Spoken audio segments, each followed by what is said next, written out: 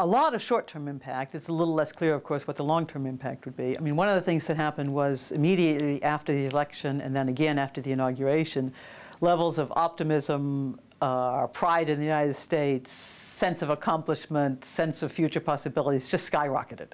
So, for example, a question about, has the United States accomplished the dream of Martin Luther King? I mean, a very big, dramatic question. Majority of the population said yes, including non-whites. I mean, you never would have gotten that 5 years ago.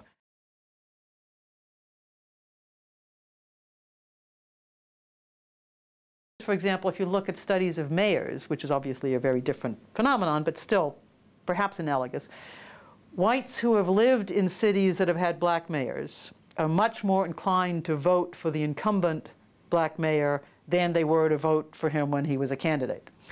So there's some evidence that if you actually live through the experience of having a black political leader, and the person is reasonably successful, it turns out the sky doesn't fall in.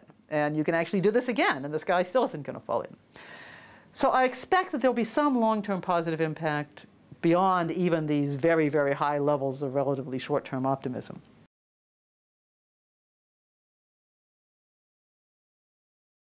I think it's very important. I don't think we've talked about it enough, in part because of demography, right? I mean, if you live in the American Southwest, you just live in a very different environment than if you live in Iowa or the American Northwest or the American South, the American North. I assume there's exactly the same kind of parallel story in Australia or anywhere else. So that the environment you live in makes a big difference.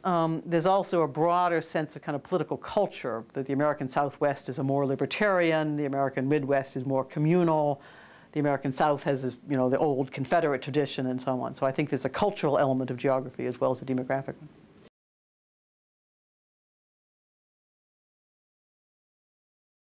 It's very difficult to tease out the independent effect of racial hostility or anxiety or antagonism or sheer prejudice from a broader conservative opposition to the set of policies and the set of sort of cultural images that he represents. So I think you can clearly find racial resentment. You can clearly find straightforward racism. But whether that drives much of the political opposition to Obama, I think is very, very hard to sort out.